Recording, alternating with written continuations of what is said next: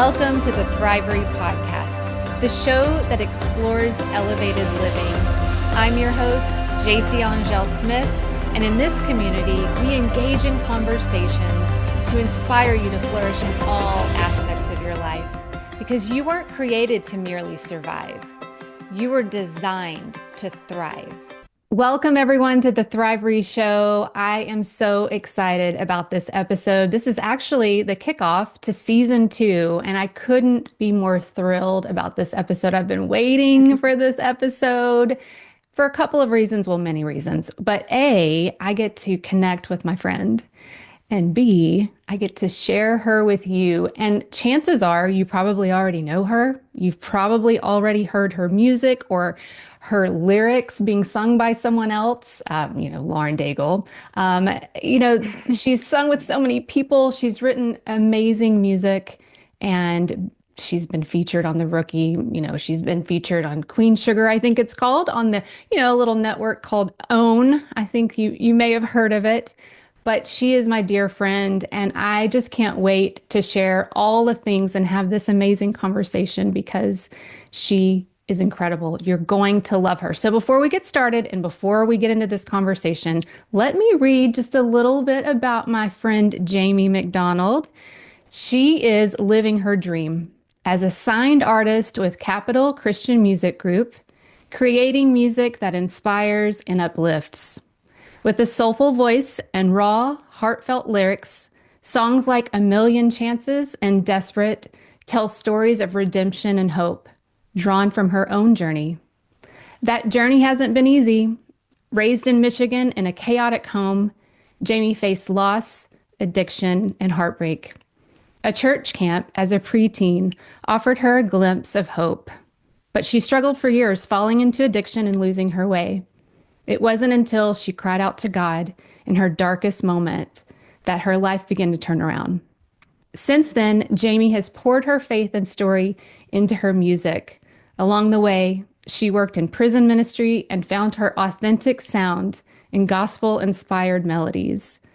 Now back in Nashville, the city where she was born, Jamie's music is a beacon of hope for anyone searching for their own second chance. Welcome to the show, Jamie MacDonald. Thank you, JC. I'm so happy to be here. Oh my goodness. I can't believe I've been counting down the days to be here with you. It is such a delight and a joy to be in this space with you and to share you with my audience. They probably already know of you, but I just have to say that it's thrilling to me to be able to be in this conversation. And I knew that this day would come, that the world would know you and love you like I do. So this is so exciting for me. Thank you for being here. I'm so happy to be here. And I was even having like a little bit of a pinch me moment hearing you read some of that and remembering like where we started together. And we couldn't have fast forwarded to see this moment where we're now talking on a podcast that you're doing and how it all fit together. And maybe this is just the beginning of even more that we don't know about, but yeah. Absolutely. It's wild. You're right. I mean, I was looking through old pictures and I saw one of us. It was so cute, from a conference that we were in, and I think it was 2017 that we were in together. For those who don't know, I just have to say that Jamie and I were in a girl band at one time. Yes, we were. Such fun days. I have I love that. such dear memories. And yeah, just thinking back about those times, it just warms my heart. What's something that you remember or things that, I don't know, just any memory that you think about that just makes you smile if you think back to that time? Just being surrounded by the body of Christ, honestly, like I had so much wounding. I moved to Portland, kind of going after my dreams, but having no connections and no friends at all in Portland. And so when I got in with her voice and even started going to the collective church, it was just like an instant family. And so I remember getting involved with her voice and feeling so captive, like in my own voice. And it was really a place, to kind of break chains and break free from what I felt was like a hand over my neck for so many years.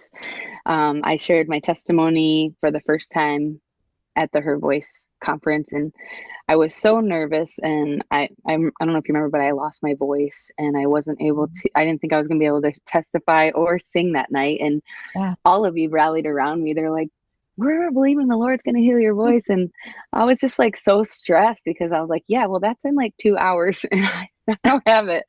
So it was just cool. It was honestly like more faith than I've ever seen. The faith and the way those women, including you, rally for, miracles and for whatever we need from God. And so, but you were definitely like a safe person for me. I remember just feeling like in a big sea of women, and I'm just like, do I even fit in here? I don't know. Like, who am I? I was very insecure, and you were just like a pillar for me, and you sought me out and were so kind and just went out of your way to befriend me. And that was a huge impact on kind of getting me to open up and be like, okay, I am safe here.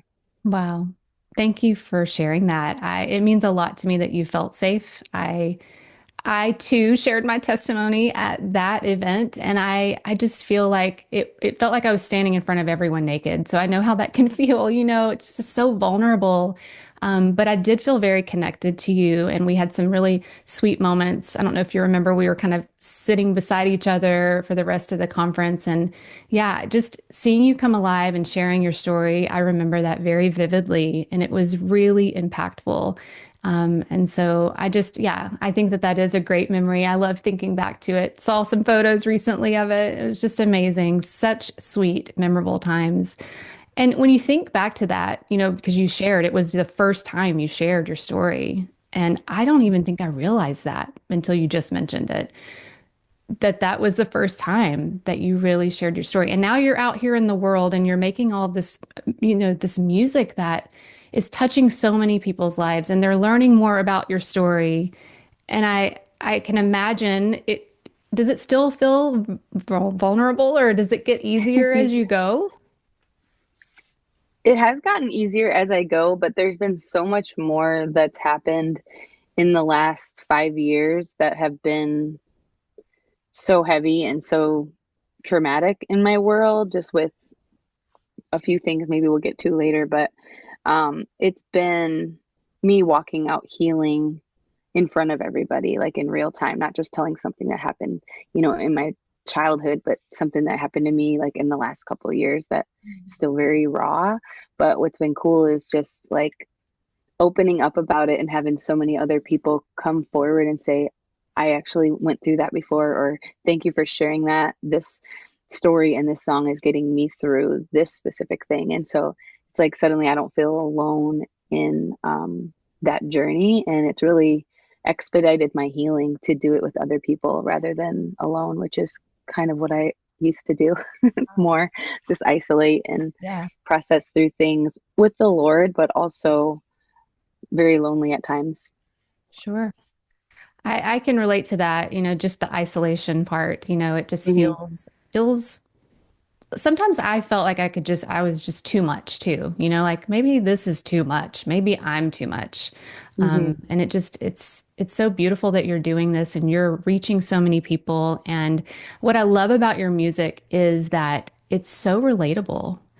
I think that that's something that's very impactful about it, and why people are connecting to it so quickly is it's it's the cry of your heart, but it's the cry of our hearts, and thank you for giving us melodies and words to be able to use to communicate to God and to cry out. And it's just so beautiful that you are being vulnerable enough to let us see you. That's what you're doing. You're letting us see you. And I always think that when someone allows you to see them, it shows you how to love them better. And anyway, but I just think that your music is so relatable, friend. And that's what's so powerful about it. And I think it's really brave and courageous to do that. It's not an easy thing to do. So thank you. Absolutely.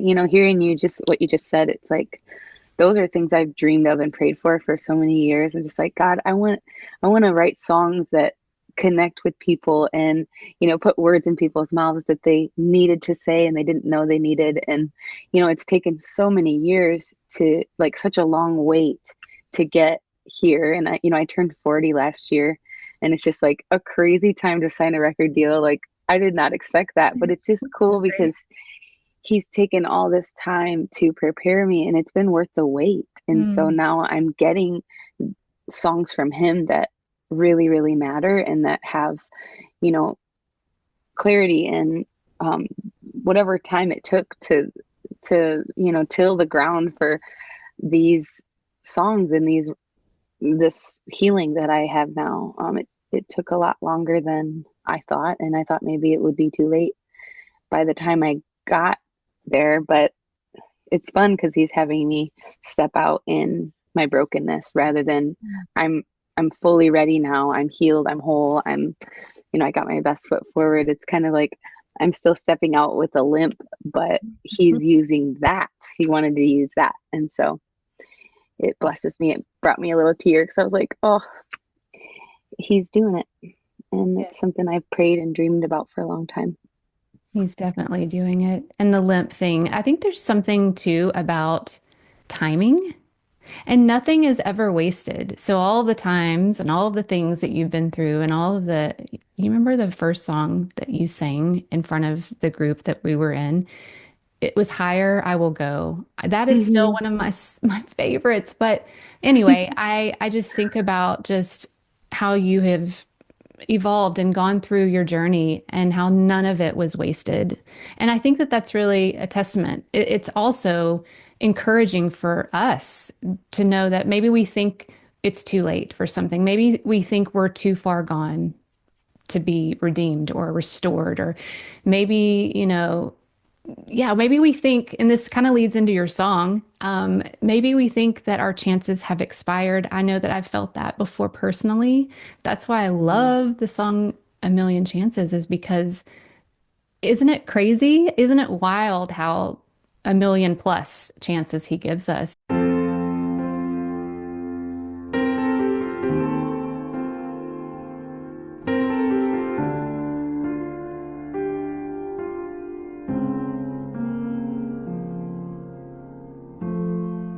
There I go, falling down again, trying to run a race I can't win. Sometimes I just wanna bow out, I wanna throw in the towel now. My mistakes try twisting the truth, but I know somebody who loves to use all the little broken pieces, bringing strength to my weakness. So you're telling my soul it's not too late, even in the mess I made. I turn around and see you standing. You're giving me 1,000,000 chances. It's your grace, oh grace, I'll never understand it. You're giving me 1,000,000 chances. Keep giving me 1,000,000 chances. There you go, making all things good. Work it out like you said you would. There's no reason to doubt you.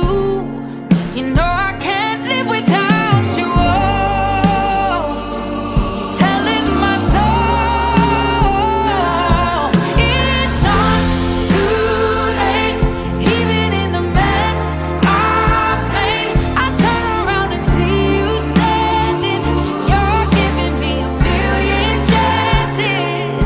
It's your grace, oh grace, I'll never understand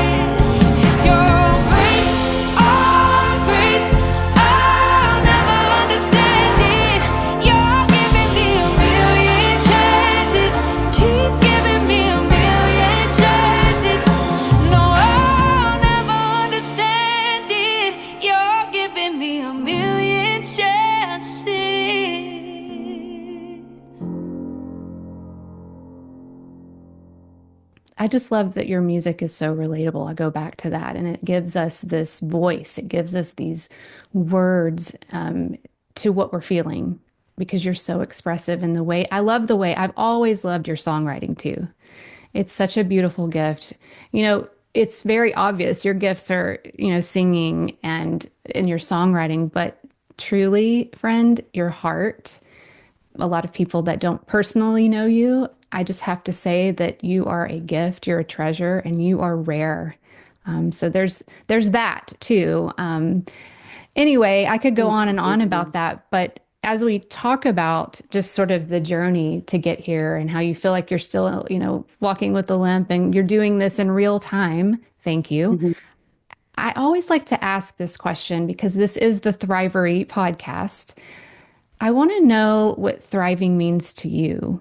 When you hear that word, what does that even, what does that bring up for you?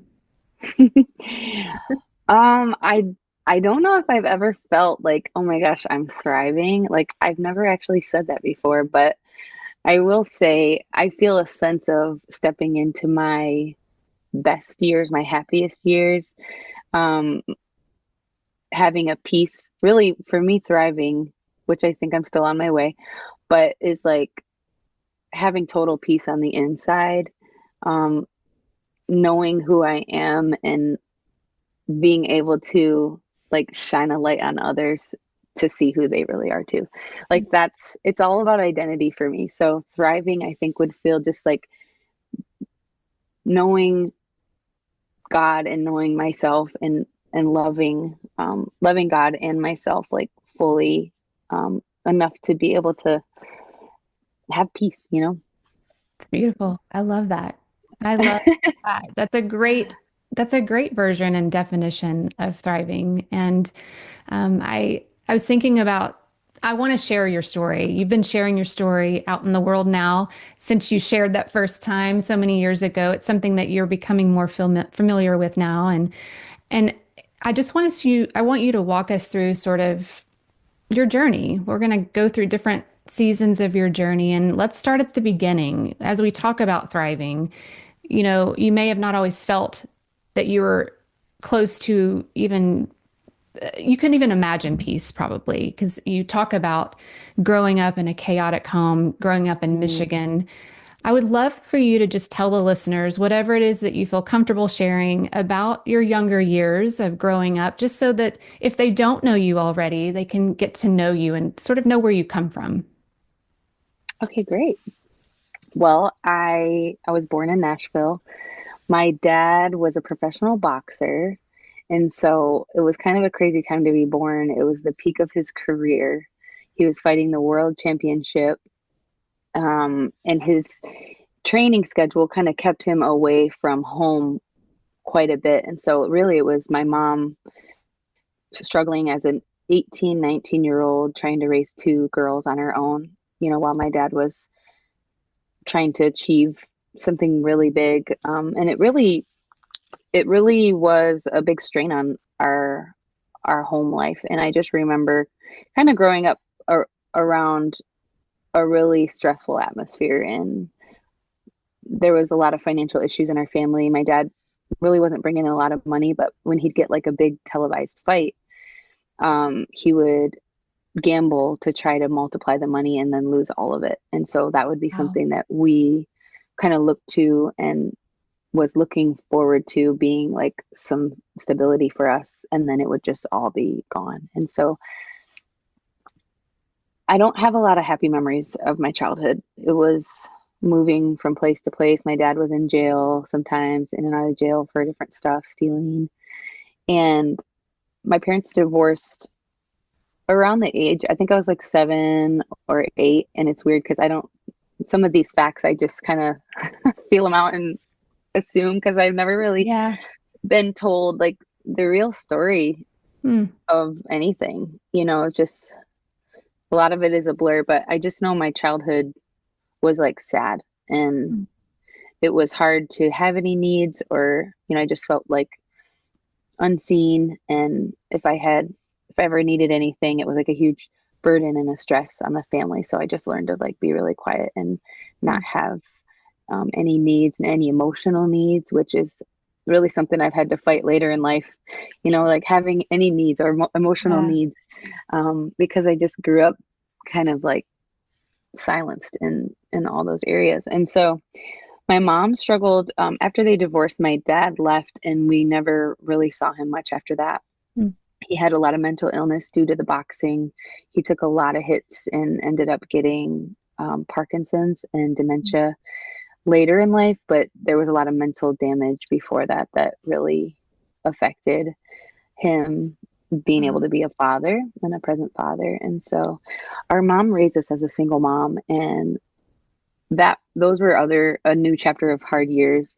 She was a waitress and trying to provide for 3 kids. And I just remember being raised by babysitters, go to my aunt's house a lot and stay with her. And yeah, I remember playing with my sister and just us being like really quiet, but it's just weird how you don't have memories. I don't know, it's kind of like blank. But my mom remarried around the age I think I was like 10 or 12 or so, and she married a guy who really provided a lot of stability for our family. And so we ended up moving to his house and changed schools and moved to a new town. And that was an absolute nightmare for me, especially. I was the middle child. I was very stubborn and just like, he'll never be my dad. And, he like tried to win me over in different ways at first. Like he bought me a turtle,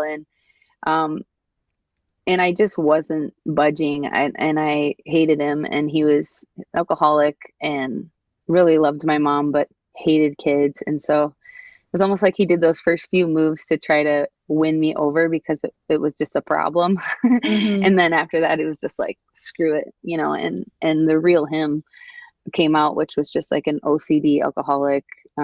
He made the rule for me, no singing in the house. And so, yeah. And so that was a terrible time. I started becoming really rebellious and very angry. There was like, I just remember the feeling of like anything sentimental would just send me into this anger. Like if I saw like a mom hug her child, like I'd just be like, "Argh." Like it would just bring up this anger. And I started self-harming, and yeah, it was just like a really dark time. And so what was cool though is around that exact age, I got invited to church camp, and a couple of friends had gone the year before, and they were talking about how cool it was, and they, the water sports and all the attractions that really bring kids to camp, but then they actually meet Jesus there, which is exactly what happened to me. So I get to camp, and the counselors were so kind. They're just like, Jamie, tell us about you. Like God loves you and he has a plan for your life. And I'm just like, to have adults be that kind to me. And they didn't know anything about me either. So they didn't know I was a little troublemaker or, failing all my classes. Like they just saw me as God's child. And I got to walk in there and not carry any of that. Just like, oh, you just love me for me. And so the impact of that mixed with like the worship music and the nonstop singing at camp. Right. I just felt so at home there, and the love of God, feeling his love like surround me as I got in the presence of worship. And the messages, there was this message that they preached one night, and it was my best friend and I had this experience together, but he preached about staying on the A plan. It's like there's a lot of different options and paths you can go in this life, but plan A is God's best for you. And like he just gave all these examples, and it was so funny because like I could barely tell you what the pastor preached about last Sunday currently, but like I remember this sermon from 12 years old. Like that just had to be God. And so her and I made a commitment to stay on the A plan, and we gave our lives to Jesus that night. And so from then on, I get home from camp, I'm on this high. We start like trying to convert our schoolmates, because we were kind of ringleaders for other stuff before that. And, we're coming down the hallways wearing like our Jesus freak shirts, and we're just like, everybody, like, we got to get saved. And it was just, we were very on fire for God for a time. And, that was kind of also the time, like still things were really rough at home for me. So I'm living this like home life that's really hard and sad. And, there's fights every morning, and, there's screaming and crying. And then I go get on the bus, and I'm just like a social kid who wants to hang out with her friends. And so it was just like I'd snap into social mode with my friends and kind of try to ignore like the brokenness that I experienced at home and how much I hated my home life. But I started really not being able to snap out of it as well around my teen years, where, it was just like, I was, when the innocence kind of wears off, and that ability to just go play with your friends, and that kind of wears off around that age, 12 or 13, where you're like really feeling the reality. But I started getting around the wrong kids and drinking, smoking, skipping school, getting bad grades, and I'm fighting more with my stepdad. And there was this one afternoon I was unloading the dishwasher singing a song, and I don't know if I forgot he was there or whatever. I wasn't like super rebellious at home in that sense. Like I would do what I was supposed to do, and I never fought with him, just try to like stay out of the way. But that day I was singing some silly song and unloading the dishwasher, and he came around the corner freaked out, blew up on me, and called the cops. Oh my and goodness. It was like a yelling fight. My sister was yelling like, "Get away from my sister!" And then it just turned. The cops came, and I ended up in a group home. And so from then, I was in a group home for a few weeks. Ended up coming back to the house. Still didn't work. I go back to a group home, and then I ended up getting. After coming back to their house again, I got kicked out, and that was around the age of 15. And then from then on, I dropped out of high school, started living with drug dealers, moved in with a friend, and we all just, for about 5 years, I lived a druggy lifestyle where, and it was really just alcohol, weed, maybe some other drugs, but I was never like on heroin or anything like strung out. But I don't remember much from those years. It was like you wake up in the morning, you reach for, liquor, and I wasn't working a regular job. Like it was just drug deals, and I was around a lot of gang violence and a lot of dangerous situations. I totally hit rock bottom, and some of my friends were overdosing, and friends went to prison, to jail.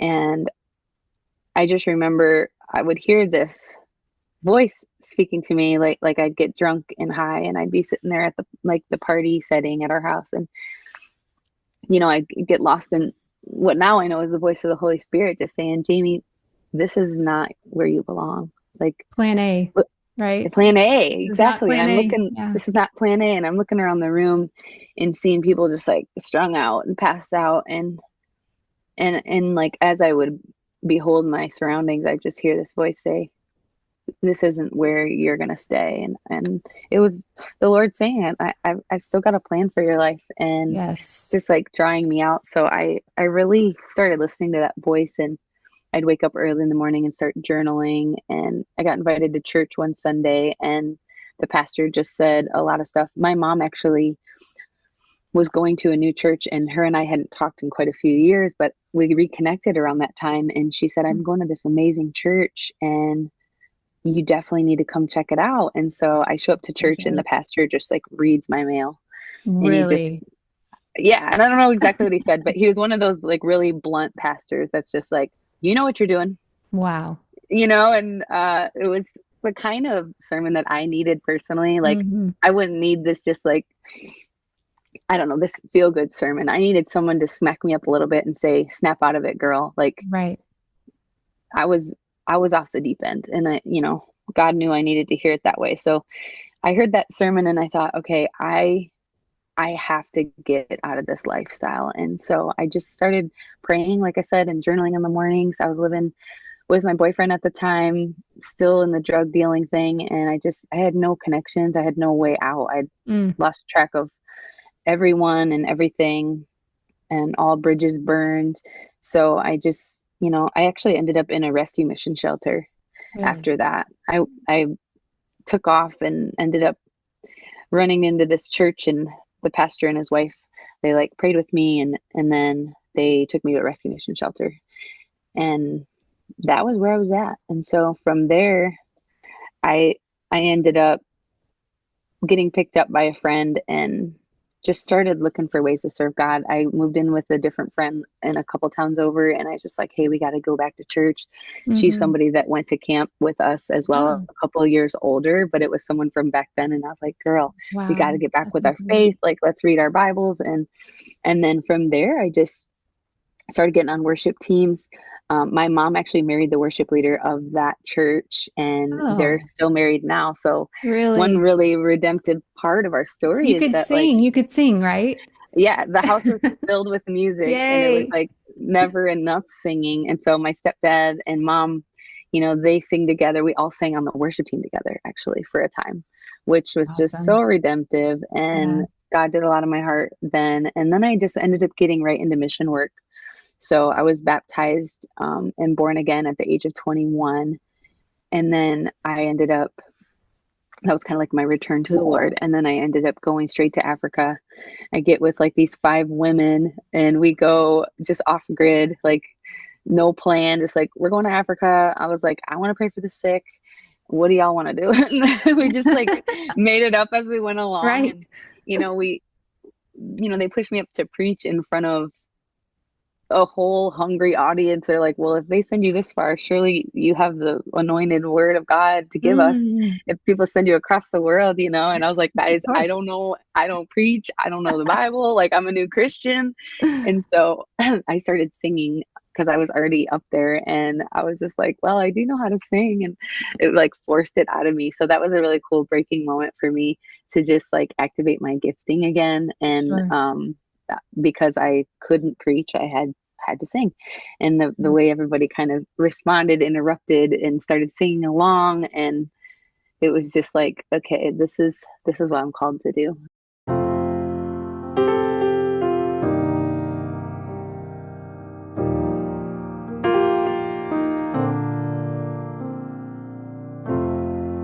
I'm at the end of myself, and I'm tired. I've tried all that I know to do, and right now it's just by a thread, but I'm hanging on to you.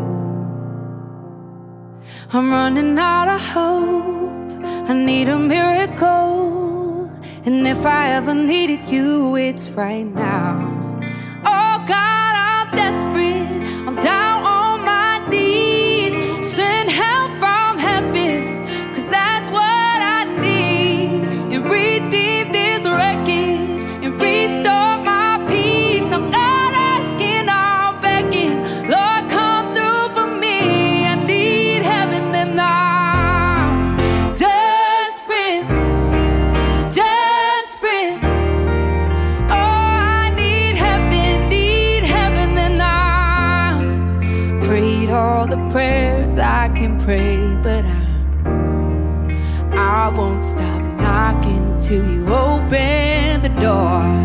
You can move a mountain, you can calm a storm. I know you can, 'cause I've seen it before.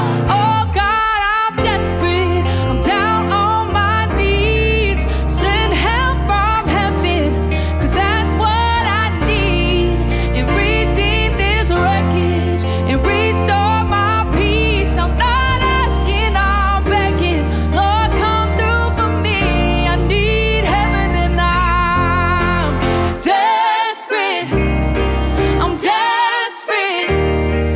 Oh, I need heaven, and I'm desperate. I'm desperate. Oh, I need heaven, and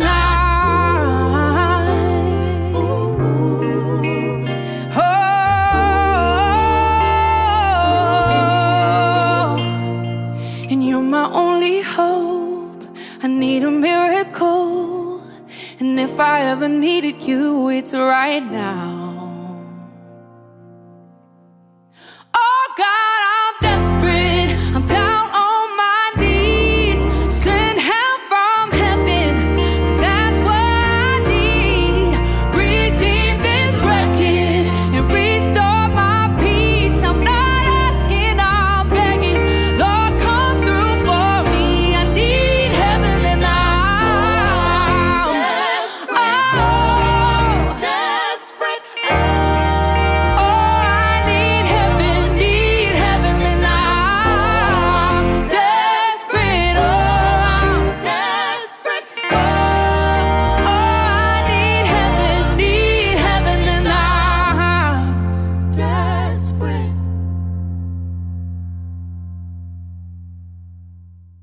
from then on, I've just been writing songs, and I released my first record in 2015, which was like independent. I did a couple independent projects. Yes, Some I of those, remember. Yeah. some of those got on like TV shows, and then I started getting connected to Nashville, and some people here in the Christian world heard my voice and they wanted to meet with me, and I started taking meetings. And then, I mean, the story does take a twist. I ended up moving to Georgia to help take care of my dad. I remember you saying, I think I'm going to go back home because I knew you had family that they were sick. And I didn't know exactly what that meant, but this is what I want to talk about because this is such an incredible, just redemptive story, I think. And I'm assuming had to be really healing for you and challenging at the same time. But I know that you did go back around COVID sometime whenever that happened, and you moved back to Georgia to take care of your father. Please walk us through that. How did that come about, and how long were you there, and what was that like for you to go and spend time with your dad, who throughout your life you really didn't have that connection with, right? Right. Yeah. So it was 2019. I had just moved to Nashville. It was kind of on the terms of potentially signing a record deal. I was talking with a couple major labels, and one thing is I had seen my dad a couple years prior at my granny's funeral, and he was doing so bad, and I hadn't seen him in so many years, but he couldn't barely walk. He was so skinny and, hunched over with the Parkinson's, and he was shaking and just looked like he was on death's door. And it just broke my heart, and even my siblings' hearts, just because we, for years, worry about our dad, and we didn't know where he was or anything. And so to see him at the absolute worst, it just scarred me. And I came to Nashville trying to do this dream, and I just kept having this heaviness, like thinking about my dad. And I knew he was just 3 hours away in Georgia. His brother had moved him there and had been taking care of him for a number of years. And so I was like, man, I could just drive over and see my dad. And I just would wake up in the middle of the night, just like crying and thinking about my dad. And it was just like plaguing me. Like I needed to get to him. And I was on my way there. It was November of 2019 to go see my dad for Thanksgiving. And I got a call on the way and it was a family member that said, don't bother coming. Your dad went for a walk and got lost outside, and we can't find him. And this was overnight. Like he had been missing through the night. So he slept outside. And so I'm already almost in Atlanta. So I'm driving, like looking for my dad. And then I end up finding him in the ER in a hospital, and someone picked him up the next day. But I was like, oh my gosh, there's such a huge need here. And so I come back to Nashville after spending a little time with him, and still same thing. I'm sick about it. I can't stop thinking about my dad. And so then the pandemic hits not much later. And I was like, well, I'm going to go to Georgia and spend a little time with my dad, because I knew he was alone at the time. And so I packed a bag for what I thought was going to be maybe 2 weeks. Nobody knew this quarantine or what it was going to be, how long it was going to be. So I pack a tiny bag, like 4 shirts, a few pairs of pants. And I come to Atlanta. That turned into 4 months. I didn't go back to Nashville. I had an apartment here. I was paying rent, and I became my dad's live-in caregiver. And it was crazy, but also really beautiful. Well, then, 4 months turned into 4 years. 4 years. Yeah. So Incredible. I halfway through, I ended up putting him in a nursing home because he was falling at night when I was sleeping, and getting up and trying to leave the house. So it was really the falls from the Parkinson's that were starting to make things really too hard. He needed like 24/7 care. But halfway through, I really kind of got some of my life back, because once he was cared for 24/7, I mean, before that, I couldn't leave the house. When I was living with him, if I go to get groceries, I had put cameras up so I could watch and make sure he's not falling or not leaving the house and stuff like that. And I had a watch on him for tracking. Like, it was so intense. Like, I but I can made it. imagine. It was hard, but we had a lot of beautiful moments. And like, Yeah. he didn't always know who I was, which was crazy, but he, like, we connected through music. So I would play him all his favorite songs from like the 80s that he probably hadn't heard in That's so 15 or great. 20 years. And suddenly he knew every word, like these old Christian songs. And so a lot of times we couldn't have a conversation, but we could sing those songs together. You know, And it was there's like, a documentary about that, right? Have you seen this? I've heard things about it. I have Oh not my seen it. goodness, you have So to watch it. I don't remember the name of I'll it, probably but it's bawl if I unbelievable. like Oh, lived it. it's so good. Yeah. I might Sorry. wait a I just have little to before say, like, I've no, heard this before somewhere. no, yeah. And it just, and then he really would like, and I know this is probably in the documentary, but it really would activate his brain. And then Yes. suddenly he'd want to talk about other things. And he started knowing who I was actually. And I look really different now than I did when I was a kid. So Sure. he's not processing. I'm his daughter. I'm a kid. He kept thinking I was my mom. Really? Which was still, he recognized something in me that's like, Yeah. this is someone I love. But it was just beautiful. There were so many insanely hard moments that like just brought me to the feet of Jesus, just like ripped to shreds. You know, my dad was dying too. And so I had to walk with him through his final days. I was the only person there. And so all of those moments were me. Every time he fell and cracked his head open, I got the call. You know, I'd have to be the one taking him to the hospital and sitting with him. And it was just so heart-wrenching.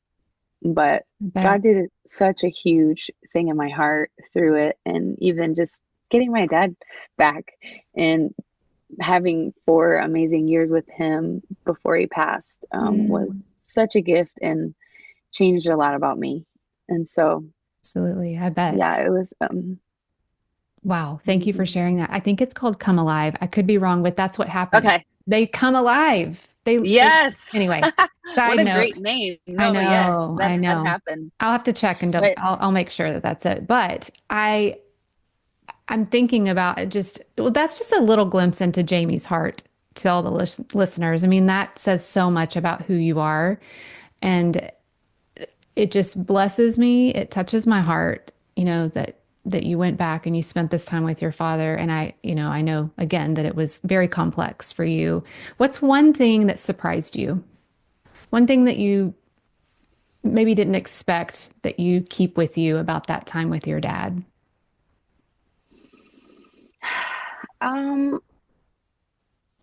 Maybe that he enjoyed my music because he never had heard me sing before. And so I got to share that with him. And to hear your dad say like, this is good, it sticks more than had you heard it from a million other people in different places or even in Nashville. Like, or to hear my own dad say, this is good stuff.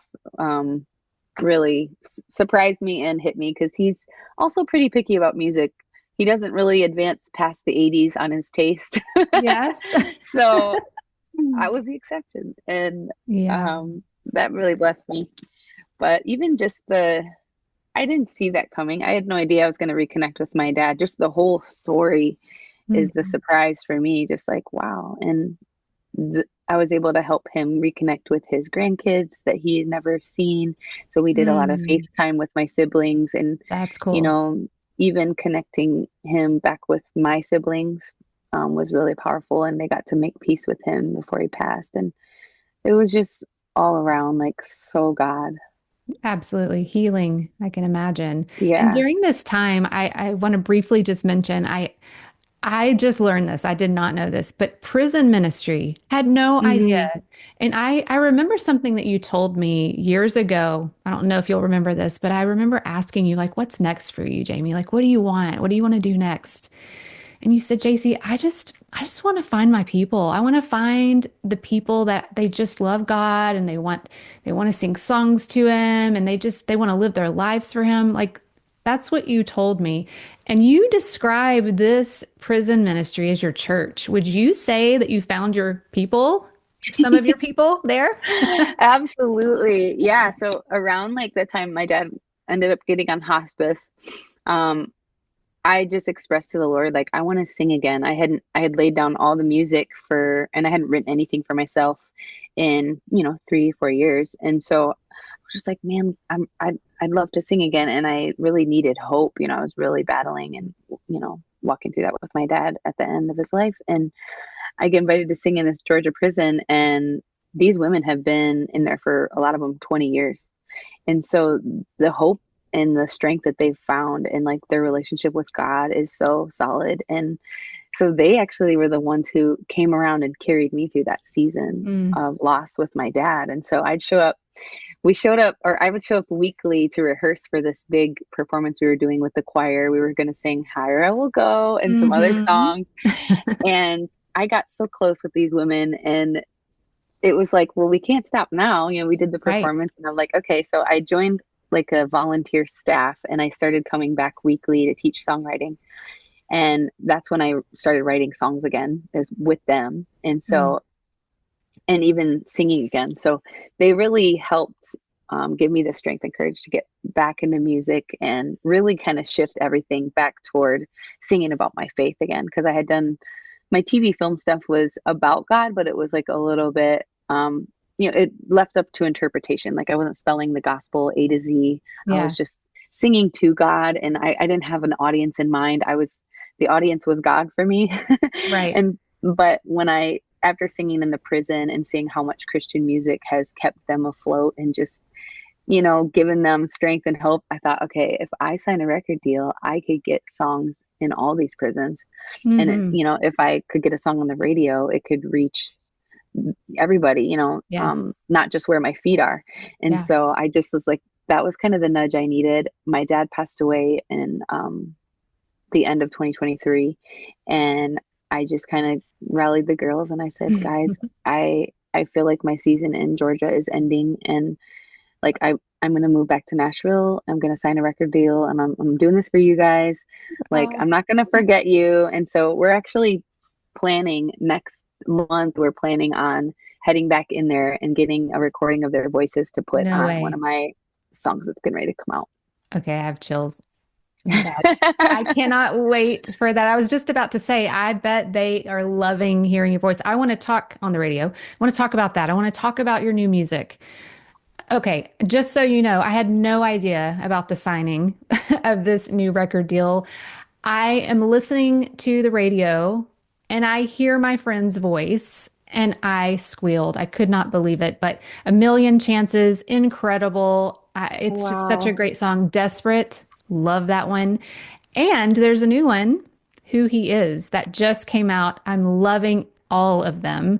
And I know the listeners are as well. If you haven't, you're going to love them. Check it out.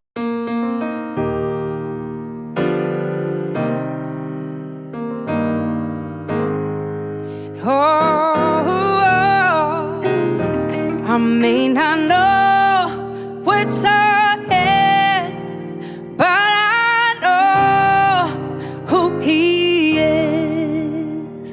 He is my hope and my defense, love that never ends. That's just who He is. He's my anchor in the wave. He's my healer in the pain. He's my compass when I can't see the way. He's my ever-present help in time of need. My strength when I am weak. That's the reason I sing. I may not know what's ahead, but I know who He is. He is my hope and my defense, Lord that never ends. That's just who He is. When my fears surrounded me, in the shadows all I see, He's the light and He's the lamp to my feet. He's my ever-present help in time of need. My strength when I am weak. That's the reason I sing. Oh, I may not know what's ahead, but I know who He is. I know who He is. My hope and my defense, Lord that never ends. That's just who He is. Who He is.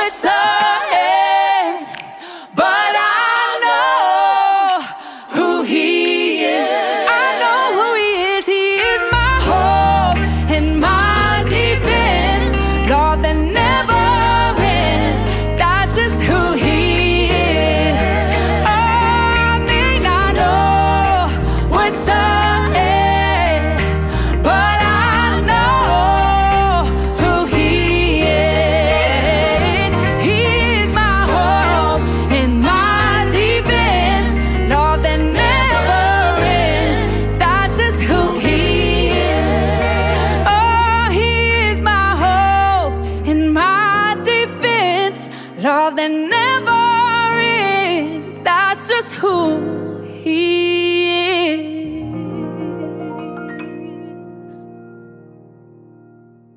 I want to just ask you a couple of more questions as we wrap.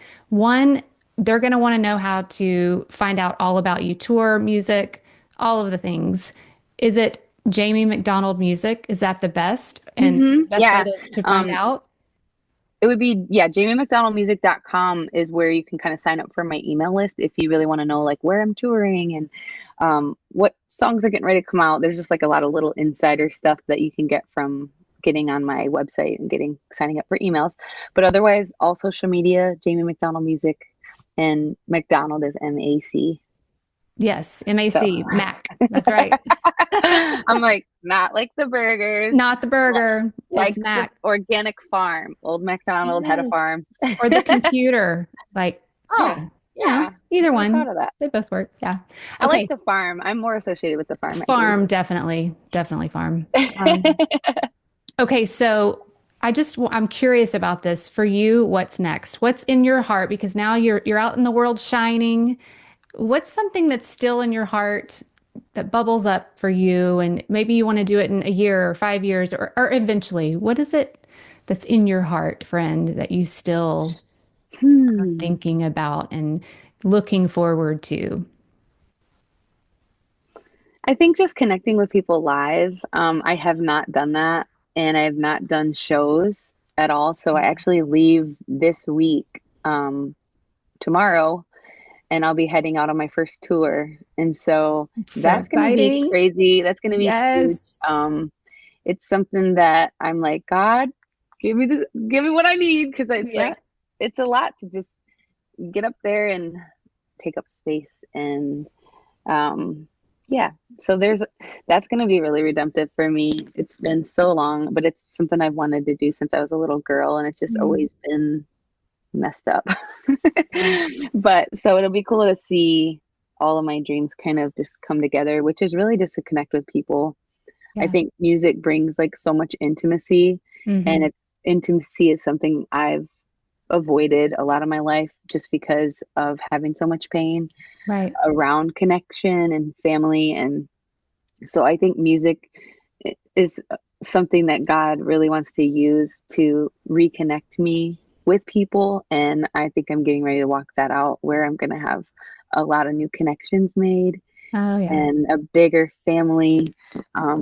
And even, my own family, they're so supportive of my music. Thank you so much, Jamie. I love you so much. I'm so excited for all that is happening in your life and all that's to come. I want to see you on tour live. That's so exciting. I know you're going to love it. People are going to love you.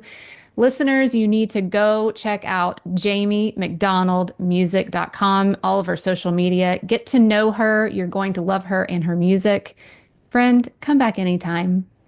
I'm out here cheering you on, and I'm rooting for you every step of the way. Love you so much. Thank you. I love you too. I'll see you later. All right. Bye. Thank you for joining us on the THRIVERY Podcast. I hope this discussion inspired you in your pursuit of elevated living. If you enjoyed today's episode, follow us, click the share button and send to friends, and also tag us in your socials. For more information and to stay connected, visit our website at thrivery.life. Thanks again for joining, and we'll see you next time.